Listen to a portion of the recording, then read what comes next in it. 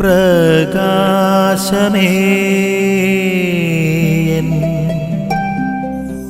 മിഴി തുറക്കുക വേഗം. ഇന്നത്തെ വചനഭാഗത്തിലൂടെ നിരന്തരമായിട്ടുള്ള പ്രാർത്ഥനയുടെ ശക്തി യേശു നമുക്ക് മുൻപിൽ വരച്ചു കാണിക്കുന്നുണ്ട്. നമ്മളുടെ ജീവിതത്തിൽ പ്രതിസന്ധികൾ ഉണ്ടാകുമ്പോൾ, ബുദ്ധിമുട്ടുകൾ ഉണ്ടാകുമ്പോൾ, നമ്മൾ പ്രാർത്ഥിക്കുമ്പോൾ ഉടനടി എല്ലാത്തിനും ഉത്തരം ലഭിക്കണമെന്നില്ല. ഇന്നത്തെ ഒരു കാലഘട്ടത്തിൻ്റെ പ്രത്യേകതയാണ് എല്ലാത്തിനും ഉടനടി പരിഹാരം വേണം. ഇൻസ്റ്റിങ്ക്റ്റ് ആയിട്ട് എല്ലാത്തിനും പരിഹാരം വേണം. ഉത്തരം വേണോ, അതിന് ഉടനടി ഉത്തരം വേണം. അനുഗ്രഹം വേണോ, അതെനിക്ക് ഉടനെ വേണം. പ്രാർത്ഥനയ്ക്ക് പ്രത്യുത്തരം വേണോ, അതെനിക്ക് ഉടനെ വേണം. എല്ലാം പെട്ടെന്ന് ലഭിക്കണം. കാത്തിരിക്കുവാനുള്ളൊരു ക്ഷമ ഇന്നത്തെ തലമുറയ്ക്ക് അന്യം നിന്ന് പോവുകയാണ്.